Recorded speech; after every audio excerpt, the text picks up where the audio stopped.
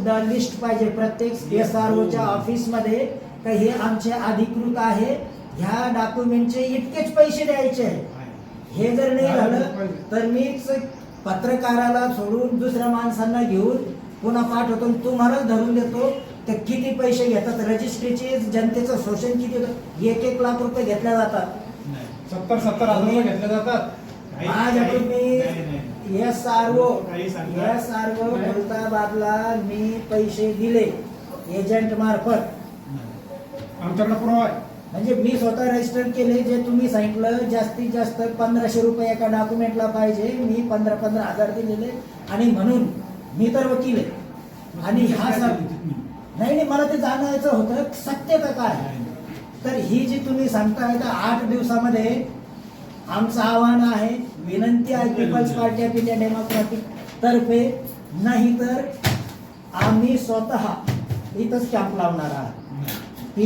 People's party of इंडियाच्या माध्यमातून आम्ही आमचं बॅनर आणि हे इतके पैसे लागतात आणि त्याच्यावर आमच्याकडे या जनतेनं आणि आमच्याकडून फुकटात रजिस्टर करून घ्या. जे काही तुमचे डॉक्युमेंट आहे त्याच्याबद्दल आम्ही कारवाई करणार.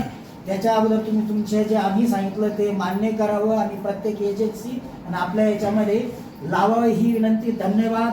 जय भीम, जय मूल निवासी. मी advocate Vijay Wankhede, peoples party of India democratic या पक्षाचा वरिष्ठ कार्यकर्ता.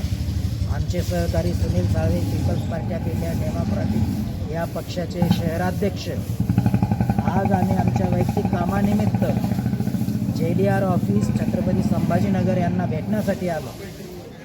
तर असं दिसलं की बहुतांश कर्मचारी गैरहजर होते. JDR साहेबसुद्धा छत्रपती संभाजीनगरवरून त्यांना जी जिल्ह्यामध्ये वापरण्यासाठी गाडी दिलेली आहे सरकारने, तिचा वापर करत ते नाशिकला गेलेले आहे. गेले तर गेले ठीक आहे, परंतु त्यांचं जे मुवमेंट रजिस्टर आहे एस्टॅब्लिशमेंट मधलं तिथंही त्यांनी काही भरलेलं नाही. आम्ही पूर्ण JDR ऑफिसमध्ये जिथं जिथं रजिस्ट्री होतात, जे दस्त नोंदवल्या जातात तिथं फिरलो. तिथल्या कर्मचाऱ्यांच्या गळ्यात काही सरकारी आयडेंटिफिकेशन आय कार्ड दिसले नाही. त्यासोबतच प्रत्येक ठिकाणी जनतेकडून साध्या दस्तांसाठी 1 लाख रुपये ते 15,000 20,000 अशा पद्धतीचे पैसे घेतले जातात गैरकायदेशीर. अशा जनतेच्या तक्रारी आमच्याकडे आलेल्या होतात. म्हणजे जिथं 2,000 रुपये लागतात तिथं 20,000 रुपये घेतल्या जातात. म्हणजे आणि जिथं फक्त 13 लोक आहे रजिस्टर्ड, जिथं जे परवानाधारक दस्तलेखक आहे प्रशासकीय अधिकारी राठोड यांनी सांगितलं, परंतु त्यांच्याकडं डाटा एंट्रीला किती पैसे लागतात, दस्त नोंदणीला किती पैसे लागतात, दस्त तयार करण्यासाठी किती पैसे लागतात असं कुठला रेट चार्ट लावलेला नाही ना. त्या एजन्सीच्या दुकानामध्ये लावलेला नाही किंवा यांच्या SRO ऑफिसमध्ये सुद्धा लावलेला नाही. म्हणजे येन केन प्रकारे जनतेला इतकं या ऑफिसच्या माध्यमातून लुटलं जात आहे हे आमच्या निदर्शनास आलं. आणि म्हणून आज आम्ही सर्व आपल्या माध्यमातून महाराष्ट्राच्या जनतेला हे दाखवलेलं आहे.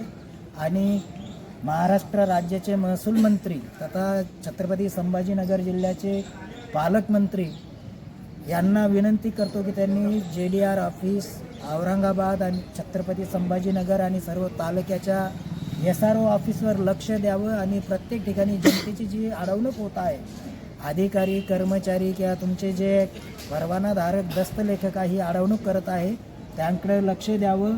8 दिवसाचा आम्ही अवधी देत आहोत.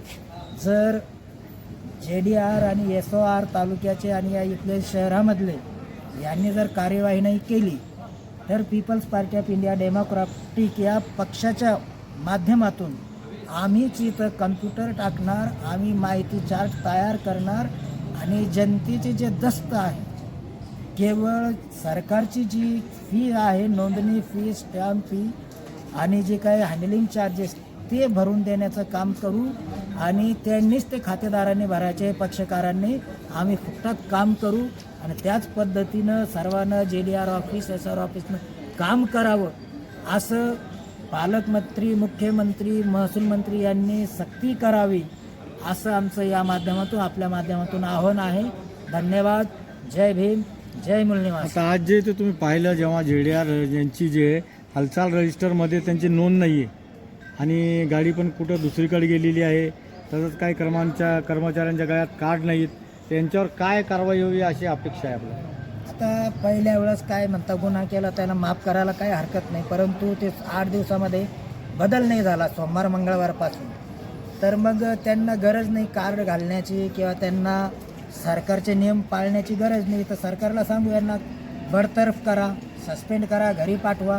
जे लायकबाज आहे, सिव्हिल सर्व्हिस ॲक्टमध्ये कामं करतात सेवा संदर्भाचे, त्यांना नवीन रिक्रूट करा असं आम्ही स्टँड घेणार आहोत.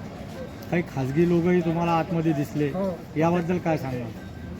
आता त्याच्यामध्ये असं वाटलं का हे जे खाजगी लोक आहेत हेच त्यांच्या अधिकाऱ्यांचे बगलबच्चे दिसतात, कारण यांच्या माध्यमातूनच अव्वाच्या सव्वा गैरकायदेशीर पैसे घेतले जातात आणि म्हणून ते त्यांचं समर्थन करत होते. नाही ते आता आले एक असे जे वकील नाही त्याच्या चेहऱ्यावर वकिलीचं काही हे दिसत नव्हता, बाज दिसत नव्हता, पण ते मध्ये काम करत होते सर्च.